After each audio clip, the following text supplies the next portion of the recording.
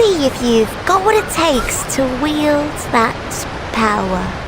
In a space as crowded as the Souls-like genre, it can be difficult to stand out. But after 2 hours with the uber-difficult Wuchang Fallen Feathers, it seems the folks at Lean Z Games may be onto something. Taking place in a magical reimagining of dynastic China, you play a pirate warrior who has some serious moves, making use of intricate and deadly spells, an arsenal of weapons and potent movesets, and an upgrade tree that's much more involved than your typical action-adventure game. This makes for an adventure where, more often than not, I felt like the scary badass the rest of the world should be afraid of, rather than the other way around. Of course, the upper limit on just how much I could make myself feel like an overpowered Dynasty Warriors character was my own skill level and understanding of Wuchang's extremely complex systems, which I could only dive so deep with during my limited demo. But what I've seen so far has me quite optimistic. Impressive skills! I didn't even hear you approach. Judging by your attire, I take it you're not from around these parts, are you? The main way Wuchang Fallen Feathers seems to differentiate itself from its peers is that here, instead of a few basic sword moves, a handful of meager spells and abilities, and a tiny health bar, you're given a pretty extensive toolkit of formidable tools to play with. Each weapon allows you to unleash unique flurries of attacks that send you soaring into the air, darting across the map, and performing insane feats of dexterity that are far beyond what's possible in most Souls-likes. It got to the point where I felt like the area boss stomping my enemies flat, rather than a scared, cautious adventurer facing incredible odds. That feeling of superiority might have something to do with how those abilities are acquired, by harvesting them from fallen enemies. That's right, every defeated foe is more than just a handful of upgrade materials. You actually get to learn their moves and put them to use against future opponents, eventually turning you into a deadly reflection of everyone you've bested in battle. And in my time with it, I already began to feel like a power-stealing badass in short order. And this was just the opening areas of the adventure too. I can only imagine how wild things get later on when you're squaring off against more powerful opponents and presumably unlocking even more insane abilities.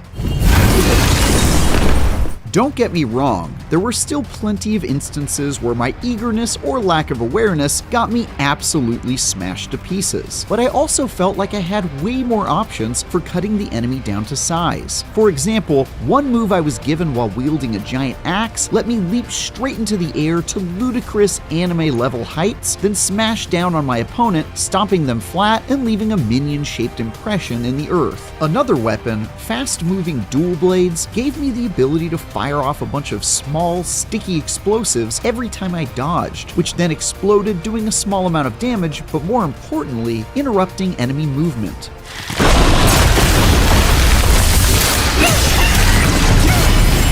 These abilities and weapon combos, combined with spells that let me do things like fire off a deadly disc of fire, allowed me to play much more aggressively than I'm accustomed to. And it's clear there's just a whole lot more to learn with Wuchang in general. I didn't have nearly enough time to fully wrap my mind around the various skill trees, ability customization options that let me alter how my weapons functioned, and spellcasting system, but it's clear this borrows quite a bit from RPGs and will need to be thought through if you want to max out your levels of badassery. That will be pretty helpful to do too, because of the two bosses I took on in Wuchang. One of them was a creepy mage with a bag of magical tricks, while the other was an extremely aggressive and equally beefed up, blade-wielding warrior with fancy movesets. The former was more straightforward to pick off, as they clearly had no martial training to speak of, but there were still plenty of opportunities for me to fall prey to a clever spell with surprising effects, like one that made the ground explode beneath my feet, following me as I moved. As for the bladed warrior, she took significantly more time to fell, as I learned her quick, convoluted attack patterns and mastered the timing for parrying her attacks, especially in the second half of the fight when each swipe of her blade sent out massive gusts of wind that knocked me on my butt and did way more damage than I thought the wind was capable of. Eventually though, I stood triumphant against her devilish tricks.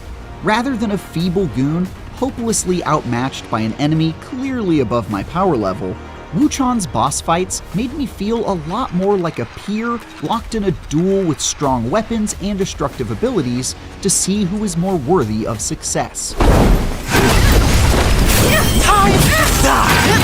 If there's one part I didn't get a completely strong read on, it's Wuchang's story, which centers on a disease spreading throughout the lands that drives people mad and makes them sprout feathers. I didn't see enough to say whether or not this is likely to go the distance, but I will say that I've lost count of the number of Souls-likes in the past few years that have leaned on that incredibly tired trope. I get that having a disease that turns people into monsters offers a pretty easy reason to make everything in the world want to kill you, which is very helpful in this kind of game, but man, am I ever tired of seeing it. I'd really like to see Wuchang break free from some of the story cliches in the same way it seems to be switching things up when it comes to combat style. Most would have lost their minds by now.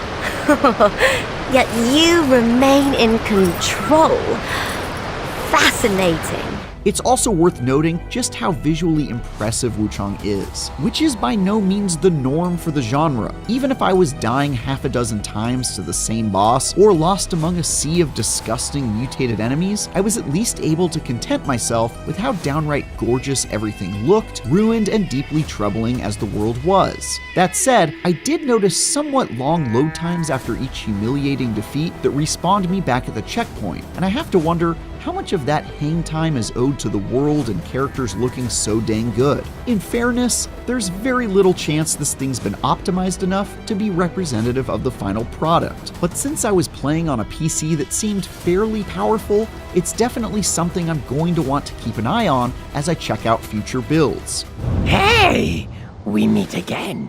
With only a short exploration area and 2 boss fights to contend with, I only caught a small glimpse at Wuchang Fallen Feathers, but I already feel pretty good about its chances at being more than just another Souls-like to add to the ridiculously overflowing pile. The movesets are intricate and interesting. The RPG mechanics seem deep and offer a lot of freedom, even if I can't claim to understand some of them fully, and the boss fights gave me a serious run for my money that's rare these days. All that's already got me pretty excited to play more.